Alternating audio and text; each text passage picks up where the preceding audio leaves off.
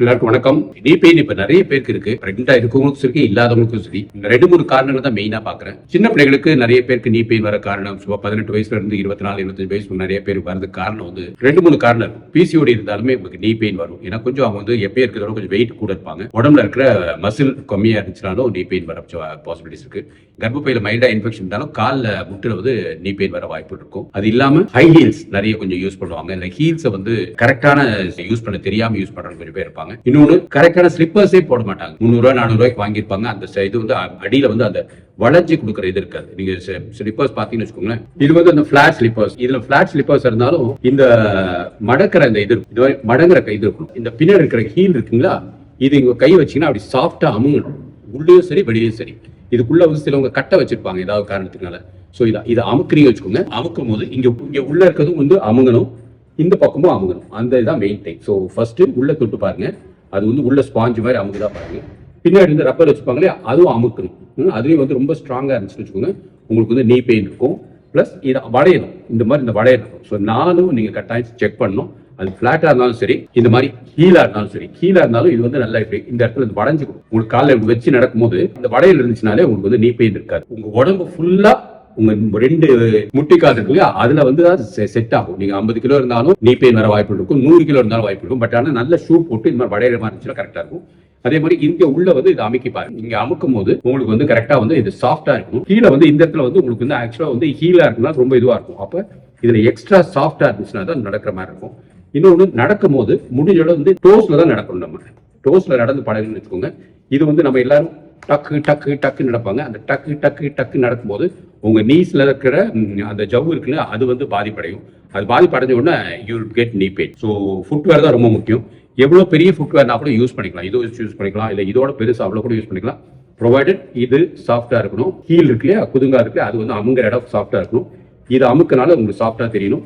இதுவும் வடையணும். இதுவும் வடையிற மாதிரி இருந்துச்சுன்னா தான் உங்களுக்கு வந்து பெயின் இருக்காது. இதுல பாருங்க, இதுல ஆக்சுவலி வடையவே இல்லை. இது வந்து ஃபுல்லாவே வந்து மரக்கட்டை வச்சிருக்கோம். இது இந்த மாதிரி மரக்கட்டை வச்சுனா போட்டு யூஸ் பண்ணுறது தப்பு கிடையாது.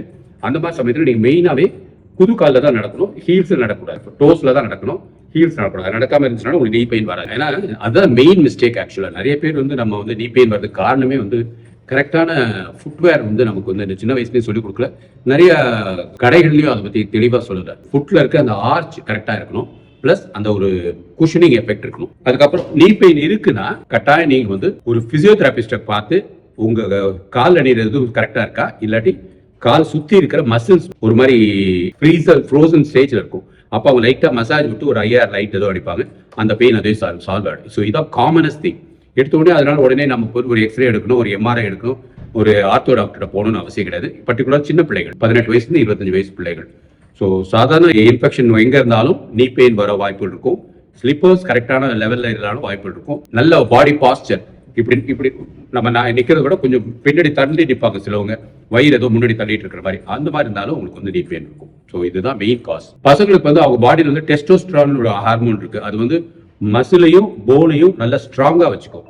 பெண்களுக்கு அந்த டெஸ்டோஸ்டரான் ஹார்மோன் கம்மி, அதனால மசில் வந்து கொஞ்சம் வீக்கா இருக்கும். ஸோ மசில் வந்து ரொம்ப ஸ்ட்ராங்கா இருக்கணும்னா நீங்க எப்பயுமே போல நல்ல ஒரு பரதநாட்டியம் ஆடணும், ஆர் எனி டான்ஸ் ஆடணும், ஆர் சைக்கிளிங் பண்ணணும். Anything that is keeps your muscle strengthen. அது ஸ்ட்ரென்தன்டா இருந்துச்சு வச்சுக்கோங்க, அதை வந்து எக்ஸ்ட்ரா பண்ணும். ஸோ பாய்ஸை விட 2 மடங்கு ஜாஸ்தி எக்ஸசைஸ் பண்ண வேண்டியது பெண்களோட உடம்பு. அப்படி இல்லைன்னு வச்சுக்கோங்க, சீக்கிரம் பிசிஓடி வந்துடும், நீ பெயின் வந்துடும். கால்சியம் ஒரு முக்கியமான ரீசன். கால்சியம் வந்து கம்மியா இருக்கனாலேயும் உங்களுக்கு நீ பெயின் வர வாய்ப்பு இருக்கும். பிளஸ் மசில் வந்து கம்மியா இருக்குது. மசில் ஏன் கம்மியா இருக்குன்னா புரோட்டீன் உணவுல கம்மியா இருக்கு. கால்சியம் வந்து எதெல்லாம் இருக்குன்னா கேழ்வரகுல கரெக்டா இருக்கு. ஸோ வாரத்துல ஒரு நாளாவது கேழ்வரகு தோசை சாப்பிடுவோம். யாராவது கேழ்வரகு சாப்பிட்டுருப்பீங்கன்னு கேட்டால் சாப்பிட்டுருக்க மாட்ட வாய்ப்பா இருக்காது. ஆனா மார்கழி மாசமோ அந்த மாசம் கூடு ஊற்றுவாங்க, அந்த சமயத்துல கேழ்வரகு இது பண்ணிப்பாங்க. ஸோ கேழ்வரகு ரெகுலரா எடுத்துட்டு இருந்தீங்கன்னா அதுல இருக்க கால்சியம் மிக அதிகம். அது இல்லாம சீஸ், தயிர், மோர், இந்த மாதிரி பால் எடுத்து வர பொருட்கள்ல கால்சியம் அதிகம் இருக்கும். பிளஸ் முருங்கை எல்லா வெஜிடபிள்ஸுமே ஜாஸ்தி இருக்கும். பட் நம்ம வெஜிடபிள்ஸை வந்து ஒரு மாதிரி கால்சியம்காக நம்ம யாருமே சாப்பிடல. கால்சியம் நினைச்சாலே நம்ம உடனே பாலை குடிக்கிறோம். பால் வந்து ஆக்சுவலா குடல்ல இருக்கிற உண்மையான கால்சியம் அப்சார்ப்ஷனை சம்டைம்ஸ் குறைஞ்சிரும். கால்சியம் வந்து கம்மியா இருக்கிறது தான் மெயின் ரீசன் ஃபார் காலேஜ் கேர்ள்ஸ்க்கு. ஸோ அவங்க ஹாஸ்டல்ல சாப்பிடுவாங்க, இல்ல புரோட்டீன் கம்மியாக சாப்பிடுவாங்க, என்ன எப்போ பார்த்தாலும் பீட்சா சாப்பிடுவாங்க, இல்லைன்னா சாதம் நிறைய சாப்பிடுவாங்க. அந்த மாதிரி கார்போஹைட்ரேட் மாவு சத்து நிறைய சாப்பிட்றதுனால அவங்களோட ஹார்மோன்ஸ் வந்து இந்த கால்சியம் எடுத்து பயன்படுத்தாது. இன்னொன்று வெயில் அவ்வளோ போக மாட்டாங்க. விட்டமின் டி வந்து கம்மியாக இருந்துச்சுனாலும் கால்சியம் வந்து ரொம்ப கம்மியாக இருக்கும். பட் முக்காவாசி பேருக்கு வந்து குழந்தைகள்ல பால் நல்லது, ஒரு வயசு வரைக்கும் வேணாம். அதுக்கப்புறம் வந்து பாலை வந்து செரிமானம் பண்றதோட சக்தி நம்ம உடம்புல குறைஞ்சிருது. So it is not at all needed. So பாலை நம்பருக்கு பதிலாக தயிர் மோரை நம்புங்க, இல்ல தயிர் வேற பால் ப்ராடக்ட்ஸ் இருக்கு இல்லையா, பால் குவா எடுத்துக்கலாம், இல்லைன்னா சீஸ் எடுத்துக்கலாம். பால் ப்ராடக்ட்ஸ் எதுவாக இருந்தாலும் நம்ம சாப்பிடறதுனால தப்பு கிடையாது. இது யாரோ ஒருத்தர் நல்ல கேள்வி கேட்டிருக்காங்க, குதிக்காலை எலும்பு வளர்ச்சி வருமா, அதுல அறுவை சிகிச்சை தேவையான்னு கேட்டிருக்காங்க. ஸோ குதிக்கால வந்து ஆக்சுவலி எலும்பு வளர்ச்சி வர வாய்ப்பு இருக்கு, ஸ்பர்ன்னு சொல்லுவோம். பட் அதுக்கு அறுவை சிகிச்சை தேவை கிடையாது. நல்ல ஒரு பிசியோதெரப்பி பார்த்து சில எக்ஸசைஸ் சொல்லி கொடுப்பாங்க, அதை மாத்திரம் பண்ணா போதும். அறுவை சிகிச்சை வந்து ரொம்ப ரொம்ப ரேரா, தட் இஸ் ஸ்போர்ட்ஸ்ல ரொம்ப இதுவாக இருக்கிறவங்க அந்த மாதிரி இருக்கவங்க தான் தேவை. நம்மள மாதிரி சாதாரண மக்களுக்கு அது தேவை கிடையாது. So first urine culture sensitivity, இல்லைன்னா கர்ப்பப்பை வாயில ஹை விஜைனல் ஸ்வாப்னு சொல்லுவோம். இது ரெண்டையும் எடுத்து அதை ட்ரீட் பண்ணிட்டீங்கன்னா கரெக்டா இருக்கும். ஆனால் பொதுவாக டாக்டர்ஸ் சென்னையில் பார்த்து, தமிழ்நாட்டில் பார்த்துருக்கேன், எப்போ பார்த்தாலும் மருந்து மாத்திரை கொடுக்கறதுல ஒரு பாதி டோஸ் தான் கொடுப்பாங்க, நம்ம அதோட பாதியாக தான் கொடுக்குறோம். ஸோ எப்பயும் ஃபுல் டோஸ் ட்ரீட் பண்ணி பழகணும். இல்லை ஃபுல் டோஸ் டாக்டர்ஸ் கொடுத்தாலும் ஃபுல் டோஸ் கம்ப்ளீட் பண்ணணும். கம்ப்ளீட் பண்ணிட்டீங்கன்னா அந்த இன்ஃபெக்ஷன் வந்து கம்ப்ளீட்டாக குணமாகும். இல்லைன்னா என்ன ஆகும், பாதி இன்ஃபெக்ஷன் குணமாயிட்டு அதுக்கப்புறம் வந்து இட் வில் பிகம் ரெசிஸ்டன்ட். அப்படி எந்த மருந்து கொடுத்தாலும் கேட்காது, அந்த மாதிரி இதுவாயிடும். ஸோ இன்ஃபெக்ஷன் தான் ஃபர்ஸ்ட் காமன் காஸ். செகண்ட் வந்து லேக் ஆஃப் எக்ஸசைஸ். நல்ல லேக் ஆஃப் எக்ஸசைஸ்னா நம்ம உடம்பு வந்து சூரிய ஒளிக்குள்ள நம்ம படுறதே கிடையாது. ஸோ சூரிய ஒளி போடுறதுனால கூட நம்ம வந்து நம்ம ஏதோ முகம் கருப்பாயிரும், உடம்பு கருப்பாயிரும், எல்லாத்தையும் மூடிக்கிட்டு நம்ம இருக்கிறோம். ஸோ பட் எக்ஸசைஸ் பண்ணும்போது உங்க உடம்பு வந்து 75% ஆஃப் பாடியாவது வந்து சன்லைட்ல இருக்கணும். பிரெக்னென்ட் லேடிஸ் பர்டிகுலர் அது இருந்தால் தான் வந்து உங்க பேபியோட கால்சியமும் வந்து ஹெல்த்தியா இருக்கும். இல்லை நீங்க கால்சியம் மாத்திரமாக சாப்பிட்டு இருப்பீங்க, பட் விட்டமின் டி டெஃபிஷியன்சி இருக்குன்னு வச்சுக்கோங்க, then there will not be any good calcium for the body. So அதனால உங்க எலும்புல இருக்கிற கால்சியத்தை தான் எடுத்து பாப்பாக்கு அதை ஃபீட் பண்ணிட்டு இருக்கோம். ஏன்னா பாப்பாக்கு எப்படியும் வந்து கால்சியம் வந்து கொடுத்தே ஆகணும், அதுக்கு வந்து ஸ்டாப் பண்ணவே முடியாது. ஸோ அது வந்து உங்க உடம்பு வந்து எடுத்து அது அங்கே கொடுத்துரும். So first infection, second thing is lack of exercise. அதில் நான் வந்து இது சன்லைட் தான் மெயினாக வைக்கிறேன். சன்லைட் வந்து ஜாஸ்தி வேணும். இந்த காலையில் ஒரு 10 நிமிஷம் வந்து சன்ல இருக்கணும். அது வந்து ரொம்ப சூடு வர வரைக்கும் இல்லை, ஒரு காலையில் ஒரு 6:45 7 மணி 7:15 அந்த டைம் வந்து போதும். இல்லை ஈவினிங் வந்து ஒரு 5:45 to 6 o'clock அந்த டைம் போதும். ஸோ அந்த சன்லைட் வந்து பெண்கள், கர்ப்பிணி பெண்களுக்கு கட்டாயம் தேவை. உடற்பயிற்சி கட்டாயம் தேவை. அது இல்லாமல் உணவில் இருக்கிற கால்சியம், உணவில் கால்சியம் வந்து வெஜிடபிள்ஸை நம்புங்க, அதான் இருக்கிற பெஸ்ட்டு. அதுக்கடுத்து மில்லட்ஸ் நம்புங்க. மில்லட்ஸ் வந்து நம்ம சொன்ன மாதிரி கம்பு, கேழ்வரகு அதில் தான் ஜாஸ்தி இருக்கு. முருங்கை இலை, கீரைகள், தமிழ்நாட்டில் கிடைக்கிற எல்லா கீரைகளும் கால்சியம் நிறைய இருக்கு, அதுதான் உடம்புக்கு சேரும். அப்புறம் தயிர் வாரத்தில் 1 நாளோ 2 நாளோ எடுக்கணும். தயிர் பிடிக்காதவங்க மோரை எடுத்துக்கோங்க. இல்லை தயிரில் இருக்க ப்ராடக்ட்ஸ் எதுவும் அதனால நெய்யை எடுத்துக்கலாம், பட்டர் எடுத்துக்கலாம், சீஸ் எடுத்துக்கலாம். ஸோ அந்த மாதிரி உள்ள பொருட்கள் எடுத்துக்கிட்டா கால்சியம் வந்து உங்களுக்கு கரெக்டாக இருக்கும். So pregnancy calcium is different than pre pregnancy calcium. Knee pain with fever இருக்குன்னு வச்சுக்கோங்க, கட்டாயம் வந்து ஏதோ ஒரு டேஞ்சரஸ் இன்ஃபெக்ஷன் இருக்குன்னு அர்த்தம். அது ருமேட்டிக் ஃபீவராக இருக்கலாம், இல்லாட்டி சம் தொற்றுகள் இருக்கலாம். அது வந்து ரொம்ப இம்பார்ட்டன்ட். அதுக்கு வந்து கரெக்டாக ஆன்டிபயோட்டிக் கொடுக்கணும். இல்லை நீ பெயின்குள்ள டாக்டர்ஸ் ருமட்டாலஜிஸ்ட் இருப்பாங்க, ருமட்டாலஜிஸ்ட் ஆர்ஹெச்னு வரும், அவங்க பார்த்தாங்கன்னா கரெக்டாக இருக்கும். So knee pain in pregnancy is very important and should be treated properly. ஃபீவரோடு இருந்தால் இஎஸ்ஆர்னு டெஸ்ட் எடுத்து அதை இது பண்ணி பார்த்து செக் பண்ணி அதுக்கு தகுந்த மாதிரி ட்ரீட் பண்ணுவாங்க. நம்மளா வந்து வெறும் தையல் தேய்ச்சிட்டு உட்காந்துக்கூடாது. உதாரணத்துக்கு வந்து நீங்கள் வந்து ப்ரெக்னெண்ட்டாக இருக்கீங்க, மாடிப்படி ஏறி இறங்கணும், அப்போ வந்து 60-70 கிலோக்கு மேலே இருக்கிறீங்கன்னா நீ கேப் போட்டுக்கலாம். But that is a temporary thing. அதுவும் கரெக்டான சைஸ் நீ யூஸ் பண்ணி வச்சுக்கணும், ஒரு கம்ஃபர்ட் இருக்கும். நீ கேப் போடும்போது அதுக்கு மேலே இருக்கிற மசில்ஸையும் கீழே இருக்கிற மசில்ஸையும் அது வந்து பிடிச்சிக்கும். அது அப்போ அதுகள் வந்து அந்த மூவ்மெண்ட்ஸ் கொஞ்சம் கம்மி பண்ணுறதுனால இதுவாக இருக்கும். ஸோ நீ பெயினும் மந்த்லி ஒன்ஸ் 2 months ஒருக்க மாற்றணும். ஏன்னா அந்த எலாஸ்டிசிட்டி போயிடுச்சுன்னா அதோட எஃபெக்ட் கம்மியாயிடும். ஆயில் மசாஜ் வந்து கட்டாயம் பண்ணலாம். ஆயில் மசாஜ் வந்து ஜென்டிலாக பண்ணணும். பர்டிகுலர் நம்ம ரொம்ப ஸ்ட்ரெனுவஸாக ஜாஸ்தி பண்ணணும். ஏன்னா ஏற்கனவே நம்ம ப்ரெக்னன்சி இருக்கும், அது மைல்டாக வந்து எதனால பண்ணுறோம், அந்த மாம்சம் வந்து ஸ்டிஃபாக இருக்கும், அது மைல்டாக வந்து ரிலாக்ஸ் பண்ணுறதுக்காக பண்ணுறோம். உங்கள் வீட்டில் உங்கள் ஹஸ்பண்டோ இல்லாட்டி வீட்டில் இருக்கவங்க யாரோ வந்து பண்ணி விட்டாலே போதும். அது ஆயில் மசாஜுக்காக ஒரு இது போக வேண்டாம், ஏன்னா அங்கே ஏதாவது இன்ஃபெக்ஷன் வந்துடக்கூடாது. ஸோ கட்டாயம் ஆயில் மசாஜ் பண்ணலாம். எந்த ஆயில் வேணாலும் வச்சுக்கோங்க. சில எண்ணெய் வந்து உடம்புல அப்சர்வ் ஆகும், அந்த எண்ணெய் மாத்திரம் கொஞ்சம் அவாய்ட் பண்ணீங்கன்னா போதும். கால்சியம் டேப்லெட் மேலே நம்ம ஏதோ கொஞ்சம் அடிமையாயிட்டோம்னு நினைக்கிறேன். அது ஏதோ கால்சியம் மாத்திரை சாப்பிட்டா தான் குழந்தை நல்லா இருக்கும் அப்படிங்கிற மாதிரி நிறைய கைனகாலஜிஸ்ட் இது பண்ணுறாங்க. கால்சியம் மாத்திரை வந்து அப்படி வேணா டெம்பரரியாக எடுத்துக்கிறது போதும், நாட் லாங்கர் ரன். நிறைய ரொம்ப நாள் சாப்பிட்டீங்கன்னு வச்சுக்கோங்க, உங்கள் கிட்னியில் கூட ஸ்டோன்ஸ் வர வாய்ப்புகள் இருக்குன்னு சொல்கிறாங்க. So better not to take calcium unnecessarily. Doctors கொடுக்குறாங்கன்னா அந்த ஒரு பர்டிகுலர் 30 நாளைக்கு மேலே சாப்பிடுங்க, அதுக்கு மேலே சாப்பிடாது. நேச்சுரல் ஃபுட்ல இருக்க கால்சியம் தான் உடம்புக்கு நல்லது. அந்த நீல ஒரு சவுண்ட் வருது வந்து இட் இஸ் பிகாஸ் ஆஃப் கொஞ்சம் ஃப்ளூயிட் கொஞ்சம் இருக்கிறனால, சைனோவில் ஃப்ளூயிட்னு சொல்லுவோம். அது வந்து டேஞ்சரஸ் கிடையாது, பட் அந்த மாதிரி வராமல் இருக்கிறது வந்து உடம்புக்கு நல்லது. ஏன்னா அது திருப்பி வந்துச்சுன்னு வச்சுக்கோங்க, அதுக்குள்ளே இருக்க குட்டி குட்டி பார்ட்டிகல்ஸ்லாம் இதுவாகும். ஸோ அதுக்கப்புறம் வந்து நம்ம ஆர்த்தோ டாக்டர்கிட்ட போய் அதை குணப்படுத்தினா தான் வரும். ஏன்னா சம்டைம்ஸ் எப்பயோ சின்ன வயசுல அடிபட்டிருக்கும், அதில் இருக்கிற அந்த சில பார்ட்டிகல்ஸ் வந்து அதுவாக இருக்கும், அது போய் எங்கேயாவது சிக்கும். அந்த மாதிரி இந்த பெயின் இருந்துச்சுன்னா பர்டிகுலர் ஸ்போர்ட்ஸில் இருக்கிற பெண்களுக்கு வந்து அந்த மாதிரி உள்ள பெயின் இருக்கும். அது வந்து கட்டாயம் வந்து ஆர்த்தோ டாக்டரை காமிச்சு ஒரு எம்ஆர்ஐ எடுப்பாங்க. அதில் இருந்து ஏதாவது இருந்துச்சுன்னா ஒரு சின்ன டியூப் மாதிரி விட்டு அதை வந்து கொஞ்சம் சரி பண்ணுவாங்க. ஆர் அந்த உள்ளுக்குள்ள இருக்கிற ஜவ்வு அது வந்து ஏதாவது டேர் இருக்குன்னு வச்சுக்கோங்க, ஏதோ ஒரு இதில் வந்து நீங்கள் கிடுக்குன்னு அவசரமாக ஏறும் போது ஒரு வெயிட் கூட இருக்கும், டேர் ஆச்சுன்னா டெம்பரரியாக வந்து ஒரு நீ கேப் கொடுத்துட்டு குழந்தை பிறந்ததுக்கு அப்புறம் அதுக்குள்ள ப்ரொசீஜர்ஸ் பண்ணுவாங்க. ரெஸ்ட்டும் எடுக்கணும். ரெஸ்ட் வந்து ரொம்ப நேரம் ரெஸ்ட் எடுக்கிறனால ஒன்றும் இதுவாக போது கிடையாது. ரெஸ்ட் வந்து நீங்கள் வந்து நம்ம உடம்போட வெயிட்டை வந்து நீ ஜாயிண்ட் வந்து ஒரு மணி நேரம் தாக்கு பிடிக்கும். 1 மணி நேரத்துக்கு ஒருக்கா நம்ம உட்காந்துட்டு ஒரு 5 to 10 minutes கழிச்சு திருப்பி எந்திரிச்சு இது பண்ணிங்கன்னா நார்மலாக இருக்கும். So rest plus simple massage or இந்த ஸ்ப்ரே எல்லாம் வச்சுக்கா லைட்டாக இது பண்ணிட்டு நீங்கள் பாட்டுக்கு யூ கேன் கண்டினியூ. அன்னெசரியாக டேப்லெட் சாப்பிடாதீங்க. So it's better always to ask a doctor. ஒரு வேளைக்கு நீங்கள் வந்து ப்ரூஃபெனோ இல்லாட்டி அசிக்ளோஃபெனாக் அந்த மாதிரி மாத்திரை எடுத்துக்கலாம், அதெல்லாம் தப்பு கிடையாது.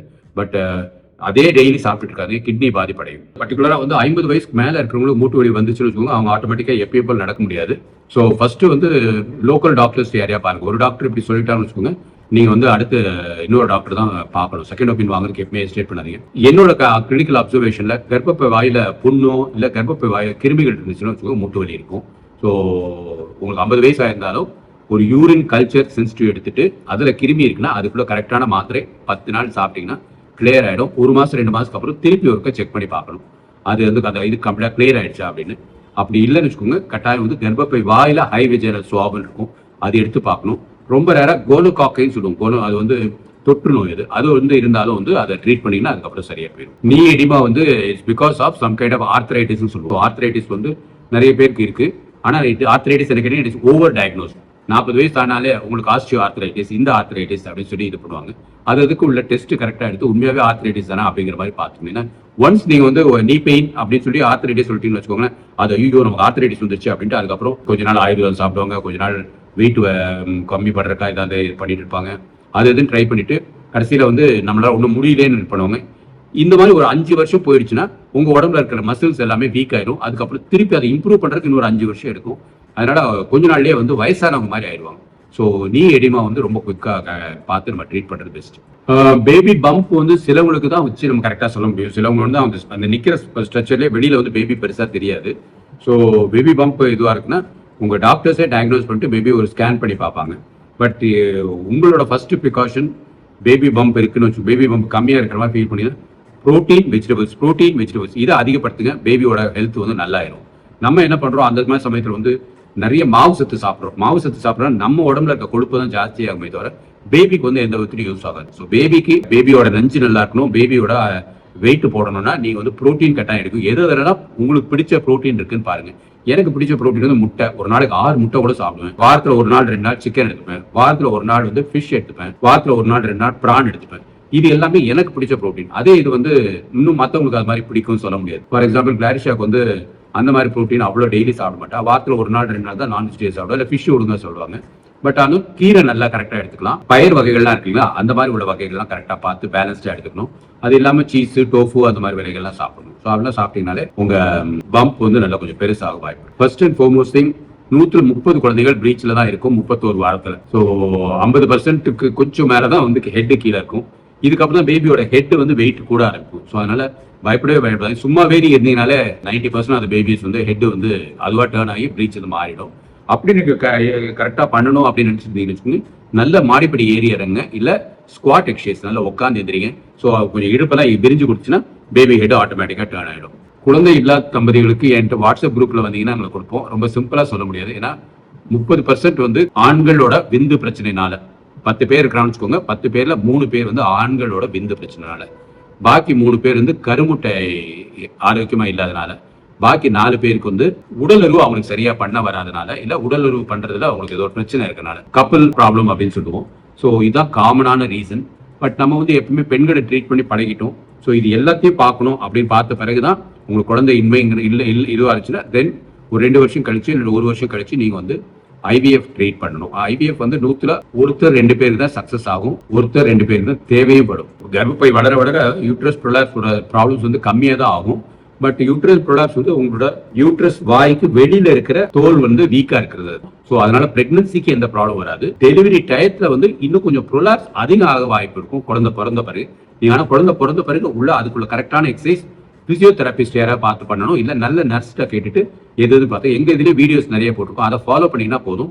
உங்க வந்து ப்ரொலாப்ஸ் வந்து எந்த விதத்திலையும் வந்து உங்க ஆரோக்கியத்தை பாதிக்காம இருக்கும். பட் பிரெக்னன்சி ப்ரொலாப்ஸை எந்த ஒரு பிரச்சனையும் பண்ணாது, ப்ரொலாப்ஸ் பிரெக்னன்சியும் எந்த பிரச்சனை பண்ணாது. ஓகே, சம்டைம்ஸ் பேபி வந்து நல்லபடியா ஃபார்ம் ஆகலைன்னா இயற்கை வந்து அதை வந்து வெளியில இது பண்ணிடும். அதான் காமனஸ்ட் காஸ். ஸோ உங்க உடம்புல வந்து 3 மாசத்துல வந்து அபார்ஷன் ஆகக்கூடிய காரணங்கள் எதுவுமே இருக்காது. அது தாண்டி இருக்கிறது வந்து சம்டைம்ஸ் வந்து சர்வைக்கல் இன்காம்பிடன்ஸ் இருக்கும். கர்ப்பப்பை வாய் வந்து கொஞ்சம் வீக்கா இருக்கும். அது 1000 ஒருத்தரோ 2 பேருக்கு தான் அது இருக்கிறோம். 3 மாசம் 10 நாள்ல எதுவா இருக்குன்னா பேபியோட ஹார்ட்ல ஏதோ பிரச்சனை, இல்ல பேபியோட நஞ்சுல ஏதோ பிரச்சனை, பேபியோட டிஎன்ஏ அதுல ஏதோ பிரச்சனை. அது வந்து பிறந்தாலும் வந்து நம்ம ஆரோக்கியமா இருக்காது. அதுக்கு ஏதாவது ட்ரீட்மெண்ட் கொடுத்துட்டே இருக்கணுங்கிற ஒரு சூழ்நிலை இருக்கும். ஸோ அதனாலதான் அதை வந்து இது பண்றாங்க.